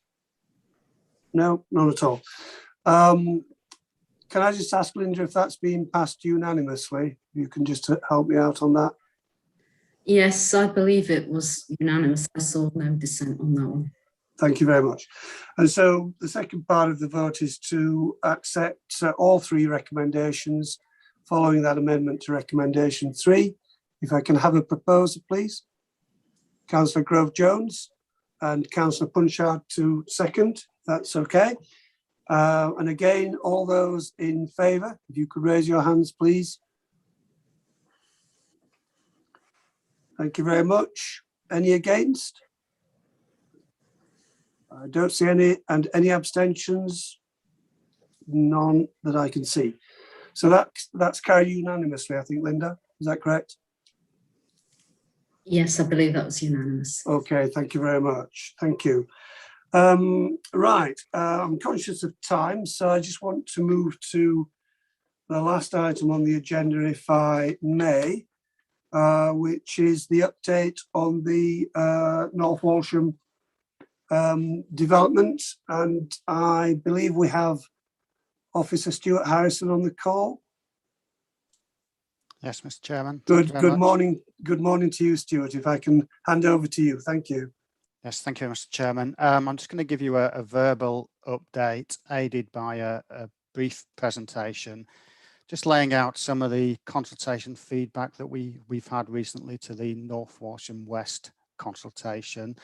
Just bear with me a moment while I just get that presentation up.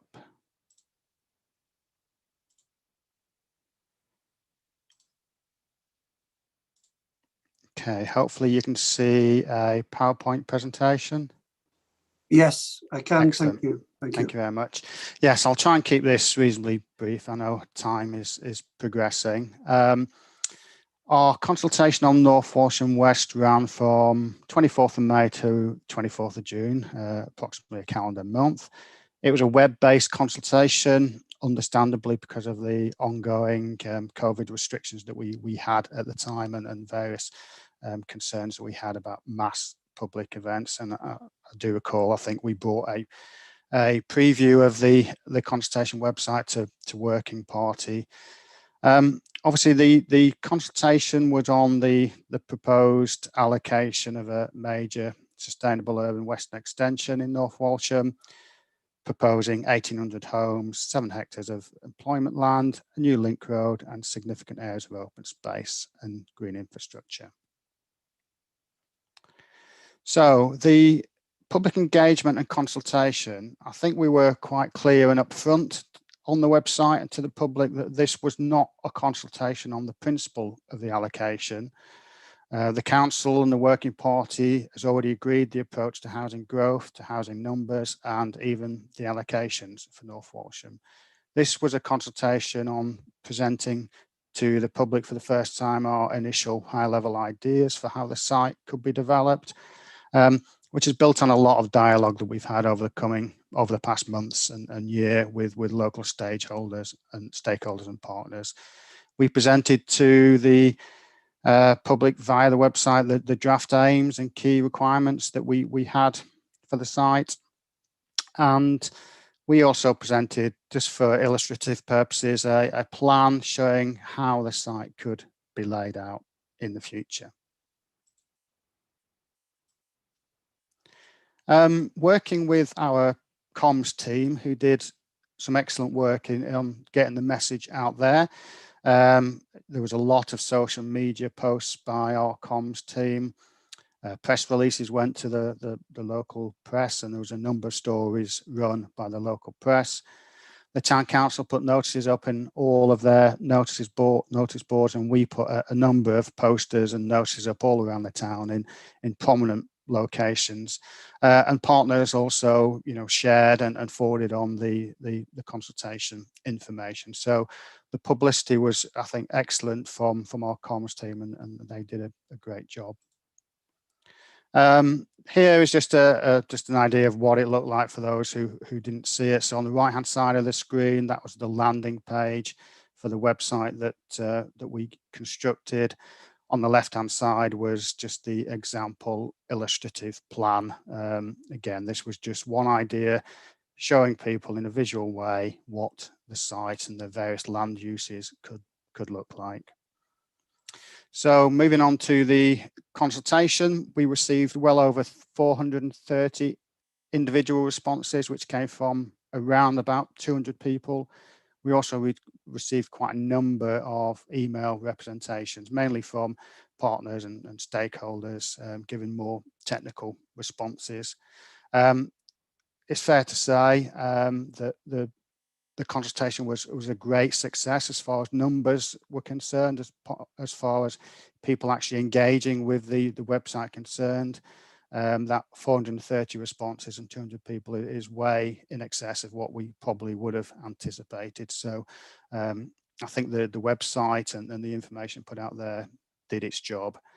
As far as the key themes that people were commenting on, the vision, overall vision of the site was well commented on. Homes, transport, particular issues that people raised. I did a keyword search on all of the responses. Traffic and transport was one of the biggest, with over 200 responses. Infrastructure and facilities, again, a significant amount of response to that, including quite a lot of response over health service provision in the town. And again, climate change and environment was one of the big topic areas. As well as the website, we held a number of stakeholder events. So we had the first one with the town council and other local stakeholders, which was a bit of a preview and run through of the website and the consultation to give them the first sight of proposals. And we talked through generally most of the key themes that were in the consultation website. We held a technical workshop with the County Council Highways Department, and we had a very helpful environmental and green infrastructure workshop as well, which was well attended by partners and people further afield. So that was very useful, and all of these responses are going into how we move forward with the site, which I'll come on to at the end. Just a little bit more detail. So traffic and transport, understandably concerns around the existing traffic conditions and the potential for future congestion. People were very keen that we look at cycling and walking connections into the town and to the key services. Lots of comments about bus services, park and ride facilities, and various other things. And again, understandably, a lot of representations around the delivery of the link road, whether it'll be delivered early, and some people, obviously questioning whether it actually be delivered at all. So what are we doing in response to these representations? Well, we've already commissioned a next stage of highway work, which is looking in more detail about the northern link of the link road, linking into the industrial estate, really getting to the bottom of some of the issues that we may face there. One of the key issues for North Walsh and West going forward will be looking at the design code and the placemaking, and really putting a focus on cycling and walking for the site, making sure that sustainable principles are really at the heart of this development.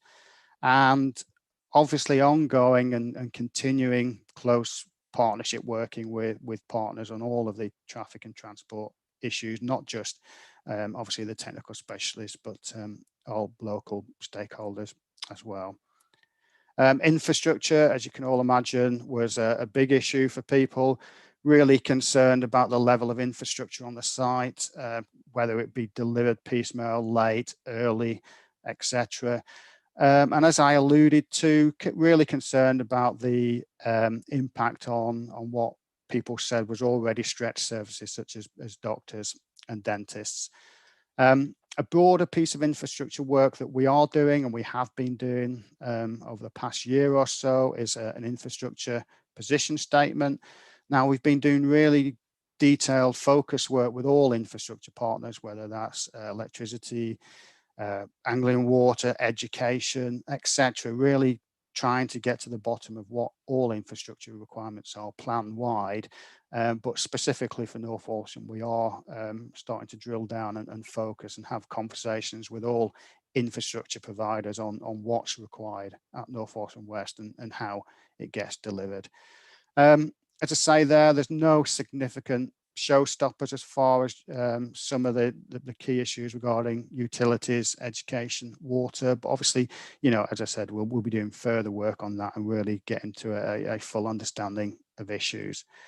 On health specifically, we've already had some helpful dialogue with the NHS and the PCT and others regarding healthcare provision on the site and in North Walsham generally.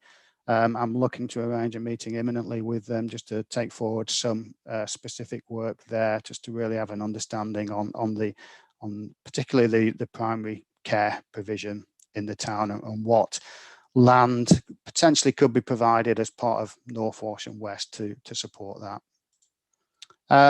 And finally, just on the detail, as you can imagine, a lot of comments on climate change and environment, people concerned obviously about building on agricultural land, the loss of habitats, and just the general impact on the environment of building this scale of development. There was a lot of support for the green space approach, and obviously lots of representations about how we can improve habitat and some of the other elements to make the scheme more sustainable. And again, the sustainable principles for walking and cycling were well received. And I think, you know, I've got to say, generally across the board, there was obviously a high degree of negativity, but there was also people were putting forward a lot of positive comments regarding that they want to see things delivered in a certain way. So we've certainly got enough information from all of the people who responded to really shape the next stage of work. Specifically on climate change and the environment, we again are looking to commission some technical work on the environment and green infrastructure.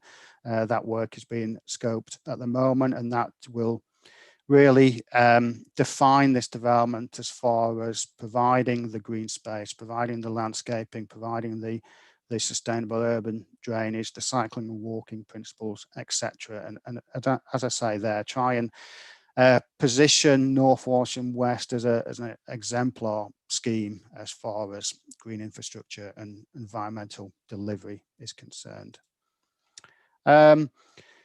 Again, just to reiterate, there's a lot of ongoing work. We're not resting on our laurels. We're digesting all of the consultation responses. We've already having dialogue with various partners on the next stage of work. Hopefully we'll get the stage 2 highways report reporting either next month or following, which will give us more certainty over that northern link. Ongoing work with all of the infrastructure providers, continuous dialogue with the landowners and site promoters on what role they play in taking this site forward. And I think quite importantly, we'll continue the work with the town council and other local stakeholders just to make sure that they are aware where we're going, the next steps and how they can get involved. And finally, once we move forward and when it's appropriate to do so, we'll obviously bring more details back to working party, so you're aware, and you can see the work that's been done. That's me. Obviously, myself and Mark more than happy to take any questions you may well have. Thank you, Stuart, for that assessment, and thank you for all the work that you are doing on this particular project, very important project. So just throwing it open to the floor, I've got Councillor Dixon. Would you like to come in? Thank you, Mr. Chairman. Can I just ask to what extent the consultation responses addressed concerns regarding the highway impact on the B1150, and in particular the traffic implications for the villages of Coltishall and Horsted, please? Yes, I'll just mention initially the feedback. I'm sure Mark will give a bit more detail on what we're doing next as far as that work goes. There was a lot of representations on that. We had neighbouring parishes who also made representations regarding their view on the potential impact of those roads. So there was a lot of input and questions raised over the wider network impacts of this development, but I'm sure Mark can tell us what we're looking at next. Yeah, so we also had a meeting, Nigel, with councillors and officers from Broadland District Council. I think the parish clerk from Coltishall in particular spoke to me about it. We gave an undertaking that we would share the outcome of that second stage 2 highway report that we've commissioned, which has specifically got a requirement for the consultants to advise us on the off-site impacts, particularly in relation to traffic along that road corridor. Hands up, we don't have the evidence of that impact at the moment, but we're mindful that we need to get that, we've got that work commissioned. I'm hoping, obviously, that it doesn't come up with any showstoppers and major bits of kit which are required in order to mitigate those impacts, but we'll just have to wait and see what the results are. And I've given an undertaking to share the outcome of that report initially on a confidential basis with Broadland District Council officer team and their members. I think once we've got it, we should publish it. I'm mindful it's probably something this working party ought to look at as well first before it goes anywhere, but we'll manage the release of that. And as Stuart said, I think that report's, we're hoping it's going to report in October, possibly a little bit earlier if we can hurry it along. It's one of a small number of, I think, in principle sort of information gaps at the moment. The absolute certainty that we can deliver the access route into the North Walsham Industrial Estate seems to me to be critical, and that's waiting on this second phase of work.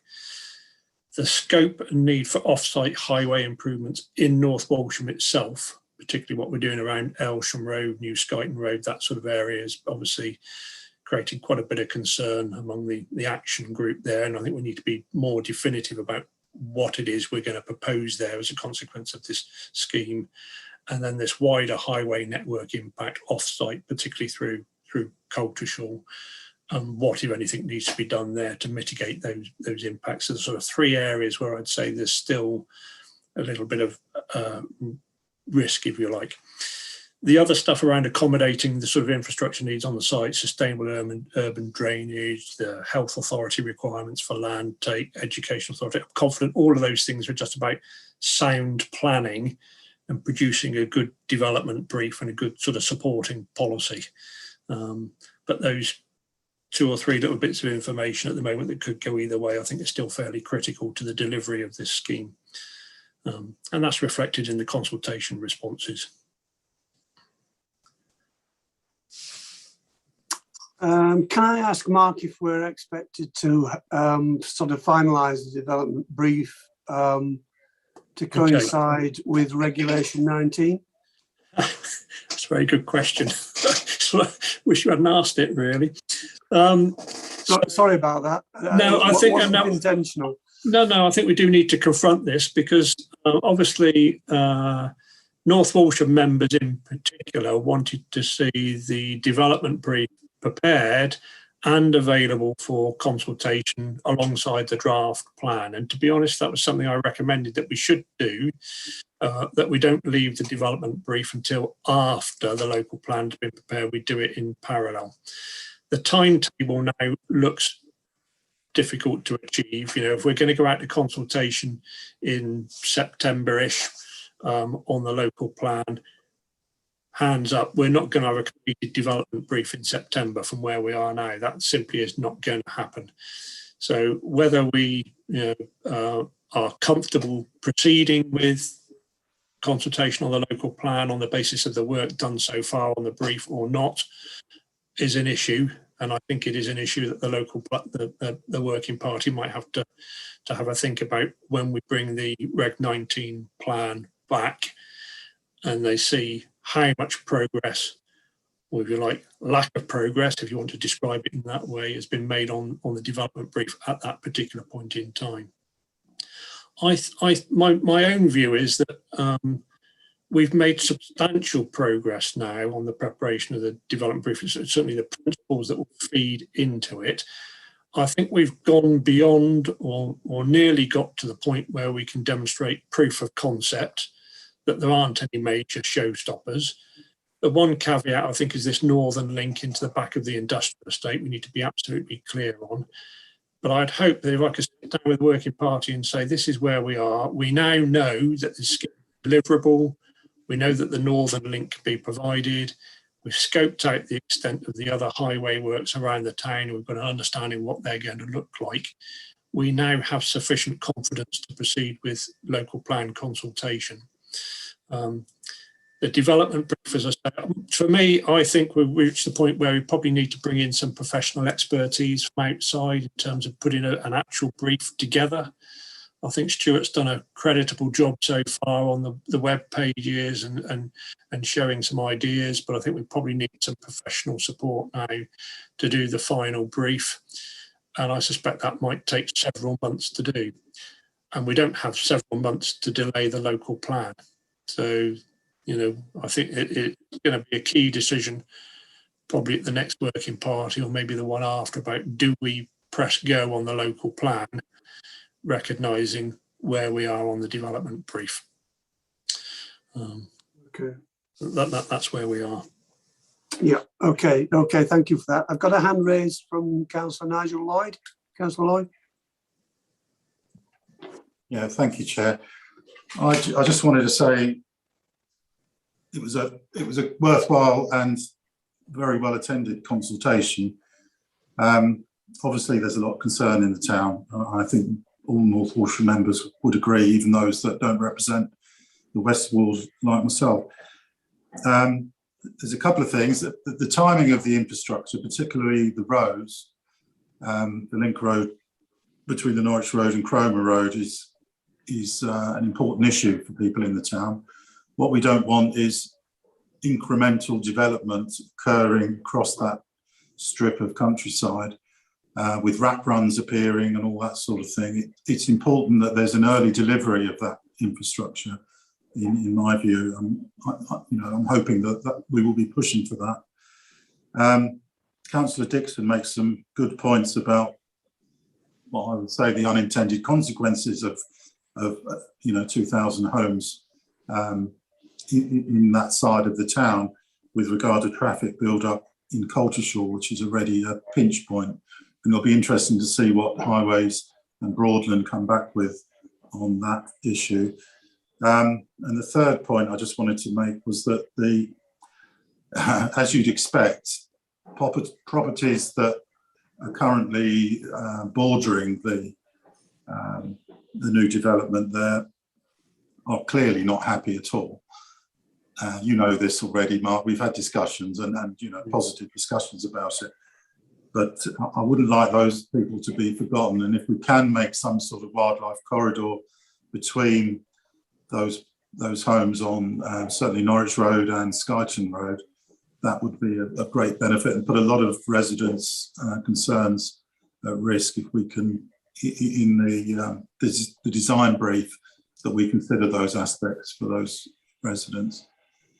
You might have heard some of the comments on Radio Norfolk last week particularly from the guy who's living on the last house on Norwich Road, who faces years of development in his back garden, basically, is the point he's making. Yeah, I think, without making absolutely firm commitments now, given the amount of land that's available, you'd hope that we'd be able to locate, shall we say, some of the more benign land uses adjacent to existing homeowners, the open space. People have different views about whether they want to back onto school playing fields or not because of the noise associated with, with school children. There's a lot of land there. We're doing the right thing by preparing a brief which establishes the broad principles of layout. It doesn't seem to me to be too much to ask to incorporate some sort of linear corridor along the edge of that existing boundary of the town, because actually that's the right thing to do for the new residents as well, because it will provide a functional link from one end of the development to the other without having to cross lots of public highways and wander through sort of housing estates. So I can see something, quite attractive being provided as a sort of linear park or something along that edge of the development. Why I said without wanting to make a commitment is obviously there's all sorts of other competing priorities for other different uses as well. And until you sit down and draw that out and see the land take involved and all the rest of it, you can't. It would be silly to sort of sit here and say everybody's going to have a wonderful green park outside the window until we understand quite what that means and how it might impact on the distribution of other land uses. But I think I can see it. I personally think it ought to be achievable in some way. Thank you. That's me done, Chair. Thanks. Okay. Yes. Thank you, Councillor Lloyd. Any other questions or comments? I think we probably need to just draw this to a conclusion. Councillor Heinrich. Yeah, thank you, Chair. Yeah, I concur with everything Councillor Lloyd has said, and I'd emphasise again, as I'm also a town councillor, as you know, that from the North Walsham Town Council's point of view, it is utterly critical that the Western Relief Road goes through to the industrial estate. Without that, there'd be little support from the town council, and certainly myself wouldn't be able to support anything without that full length of road to get the HGVs out of the town. That's absolutely essential. Thank you. Thank you. Thank you for those comments. Yes, I'm sure there will be a lot of support for that measure being achieved. Right. So I think we just note this. I don't think we need any vote on it. I think that concludes that particular item.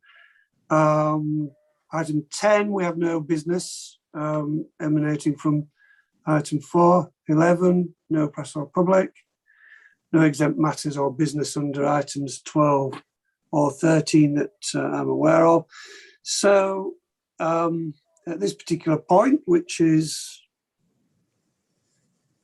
12:40.